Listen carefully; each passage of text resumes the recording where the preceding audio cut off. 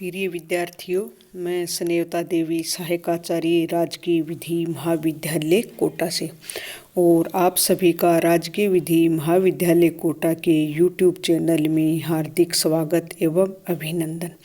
और मैं आशा करती हूँ कि आप अपने घर पर स्वस्थ होंगे, सुरक्षित होंगे और आपका परिवार भी स्वस्थ होगा, सुरक्षित होगा। इन्हीं शुभकामनाओं के साथ मुस्लिम विधि में शुरू करते हैं आज का टॉपिक।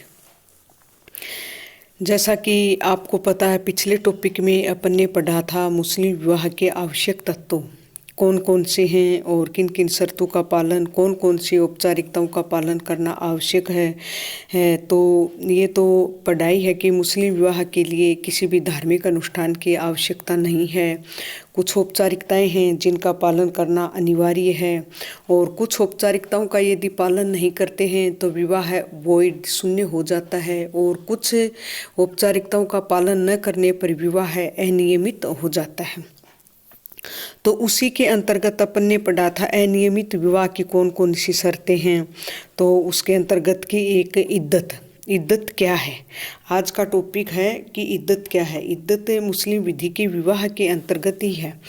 तो इद्दत सामान्यतः इद्दत है कि जब यदि कोई पति है उसकी मृत्यु हो जाए या तलाक हो जाए तो उसके जो भी उद्देश्य हैं उनके प्रयोजनों के लिए है, तो मुस्लिम विवाह का तुरंत विवाह विच्छेद नहीं होता। मतलब यदि किसी पति की मृत्यु हो जाती है या तलाक हो जाता है तो भी तुरंत विवाह विच्छेद नहीं होता है।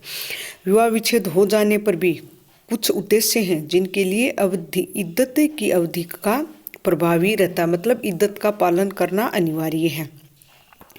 जैसे कि इद्दत क्या है। इद्दत एक अवधि है, मतलब एक समय सीमा की, इतनी सीमा के अंतर्गत जिसमें कोई भी स्त्री के विवाह का पति की मृत्यु हो जाए या उसका तलाक द्वारा किसी भी प्रकार से उसका विवाह विच्छेद हो जाता है तो उसे एकांत में रहना और दूसरे पुरुष से विवाह न करना अनिवार्य है।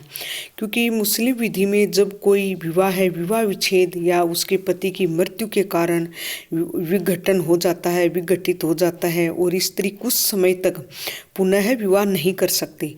इस जो निश्चित समय को है इद्दत कहा जाता है। मतलब जब भले तो उसके पति की मृत्यु हो जाए या उसका तलाक हो जाए और उन दोनों का विवाह का विघटन हो गया है, तो ये नहीं है कि जैसे विवाह विघटित होते ही एक मुस्लिम पत्नी जब चाहे तब शादी कर ले, नहीं, उसको कुछ समय तक वह एक समय सीमा होती है, वह विवाह नहीं कर सकते हैं। ये जो निश्चित समय है इसको इद्दत कहा जाता है। ठीक है। अब जैसे अमीर अली ने भी एक अलग अलग विधि शास्त्रियों ने इसके अलग अलग डेफिनेशन दी है। तो अमीर अली का कथन है कि भाई मृत्यु, ये जो इद्दत है ये मृत्यु या तलाक द्वारा एक विवाहिक संबंध की समाप्ति और दूसरे के प्रारंभ के बीच जो कि अंतराल है, इंटरवेल है, जिसका पालन करना एक स्त्री के लिए अनिवार्य है। फिर न्यायमूर्ति महमूद ये कहते हैं कि इद्दत की परिभाषा एक ऐसी अवधि के रूप में करते हैं जिसका पूरा कर देना नए विवाह को वैध बना देता है। मतलब नए विवाह को वैध बनाने के लिए इद्दत की अवधि का पालन करना अनिवार्य है। यह एक ऐसी अवधि है जिसमें पहले विवाह का विच्छेद हो जाने के बाद भी मान लो कोई भी स्त्री दूसरा विवाह नहीं कर सकती, अर्थात यह एक प्रकार से प्रतीक्षा की अवधि है। मतलब इसको प्रतीक्षा की अवधि बोलते हैं। अब प्रश्न ये उठता है कि इद्दत का उद्देश्य क्यों है, इसका क्या प्रयोजन है, क्या मकसद है, क्यों जरूरी है इद्दत। तो देखो, इद्दत का उद्देश्य यह निश्चित करना होता है कि जो स्त्री है वह अपने पति से गर्भवती है या नहीं, और जिससे कि मृत्यु या विवाह विच्छेद के पश्चात जो भी उसके कोई संतान उत्पन्न होती है तो उसकी जो पितृत्वता है, उसका जो पिता है, उसके मामले में कोई भी किसी भी प्रकार का भ्रम पैदा न हो। तो इद्दत का प्रमुख उद्देश्य यही निश्चित करना होता है कि क्या स्त्री अपने पति से गर्भवती है या नहीं। फिर है कि इद्दत की प्रसंगतियाँ, इसको जैसे इद्दत की प्रसंगतियाँ या इद्दत के प्रकार या इद्दत की अवधि कैसे कैसे कितने कितने करनी है। तो विधवा के दो प्रकार की होती है सामान्यतः, एक तो विधवा की इद्दत और एक विवाह विच्छेद तलाक की इद्दत। तो यदि कोई विधवा हो जाती है तो इद्दत की जो अवधि है वो कितनी रहेगी, ये है। और यदि तलाक से उनका विवाह विघटन होता है तो इद्दत की अवधि कितनी रहेगी? तो जब विधवा की इद्दत है जैसे कि किसी की पति की मृत्यु हो गई हो और मृत्यु के पश्चात यदि उसका विवाह का समापन हो, तो इसमें जब कोई व्यक्ति विधवा पत्नी छोड़कर मरता है तो विधवा को कम से कम 4 महीने 10 दिन की अवधि खत्म होने से पहले विवाह करना मना है। वो जब उसके पति की मृत्यु होने के पश्चात है, मतलब यह एक प्रतीक्षा की अवधि है। मृत्यु होने के पश्चात उसको कम से कम 4 महीने 10 दिन की अवधि से पहले वह विवाह नहीं कर सकती। परंतु देखो यदि नहीं कर सकती, यदि पति के मरने के समय और उसकी विधवा गर्भवती है, मान लो पति मर गया और वो विधवा गर्भवती है, तो बच्चा होने या गर्भपात हो जाने तक इद्दत समाप्त नहीं होगी। ठीक है। तो जैसे कि यदि 4 महीने 10 दिन की अवधि समाप्त होने से पहले बच्चा या गर्भपात हो जाए तो भी बाकी अवधि उसको पूरी करनी पड़ेगी।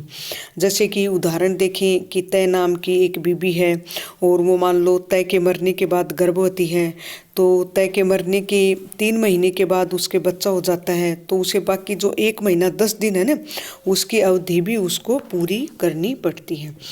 फिर का विवाह विच्छेद की अवधि, ये तो थी विधवा की इद्दत।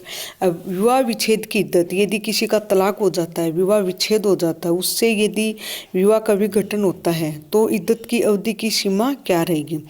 तो इसमें है कि विवाह विच्छेद की अवस्था में यदि कोई स्त्री है मान लो और उसको मासिक धर्म होता है तो इद्दत की अवधि 3 मासिक धर्मों की, और यदि नहीं तो 3 चंद्रमास की। परंतु देखो जब विवाह विच्छेद के बाद परंतु इद्दत की अवधि पूर्ण होने से पूर्व जो भी 3 महीने 3 चंद्रमास, इससे पूर्व यदि उसके पति की मृत्यु हो जाती है तो इद्दत फिर मृत्यु की तारीख से शुरू होगी।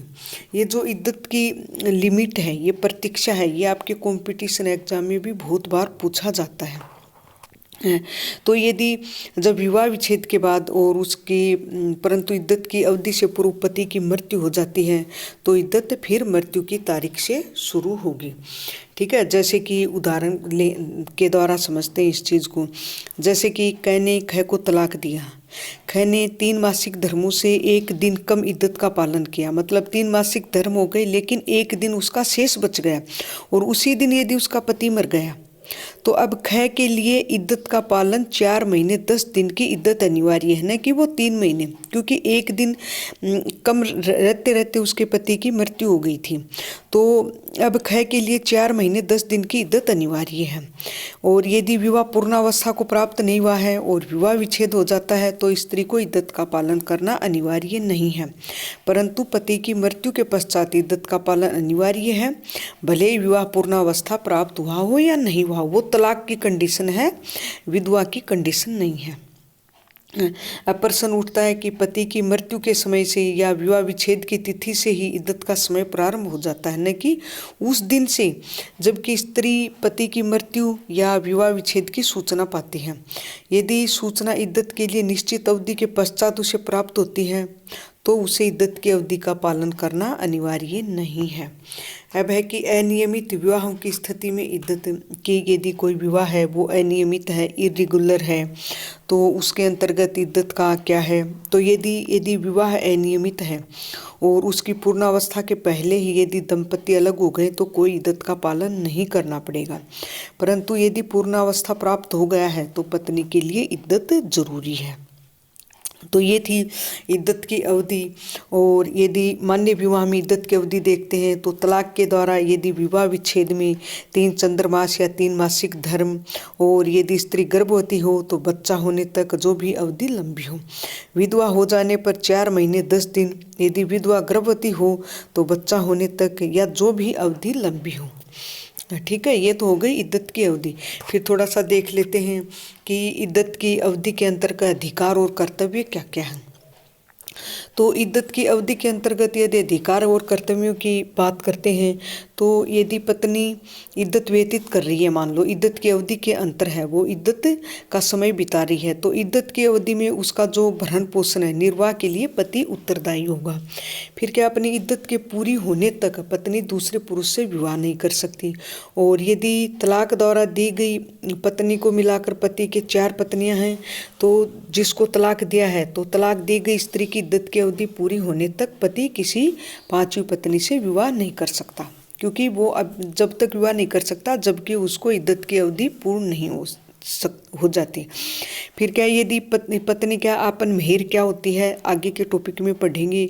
तो जब इद्दत की अवधि बिताती है एक पत्नी, तो पत्नी मुअज्जल मेहर की हकदार होती है। कौन सी मेहर की? मुअज्जल मेहर की हकदार हो जाती है। और यदि मुअज्जल मेहर का भुगतान नहीं किया जाता है तो भी वह तुरंत देय हो जाता है। फिर क्या है, यदि इद्दत की अवधि समाप्त होने से पहले ही, और मान लो पति पत्नी में से किसी की मृत्यु हो जाने पर, और यदि मृत्यु होने से पहले विवाह विच्छेद अपरिवर्तनीय नहीं हो गया है, तो दूसरा पक्षकार पति पत्नी के रूप में पति या स्त्री जो भी हो, जैसी भी स्थिति हो, संपत्ति उत्तराधिकार में पाने का हकदार होगा। और यदि विवाह विच्छेद मृत्यु रोग में दिया गया है और पत्नी का इद्दत पूरी होने से पहले ही पति मर जाए, तो यदि उसकी मृत्यु से पहले विवाह विच्छेद अपरिवर्तनीय भी हो गया हो, तो पत्नी पति की संपत्ति जो भी है उत्तराधिकार में पाने की हकदार हो जाती है। लेकिन शर्त यह है कि विवाह विच्छेद उसकी सहमति से न किया गया हो। ये समस्त बातें थी इद्दत। और मैं आशा करती हूँ कि आपके इद्दत क्या है, आपके शॉर्ट नोट भी आता है, कई बार बड़ा क्वेश्चन भी आता है। और मैं आशा करती हूँ कि आपके ये टॉपिक समझ में आया होगा। इन्हीं शुभकामनाओं के साथ आप सभी को धन्यवाद।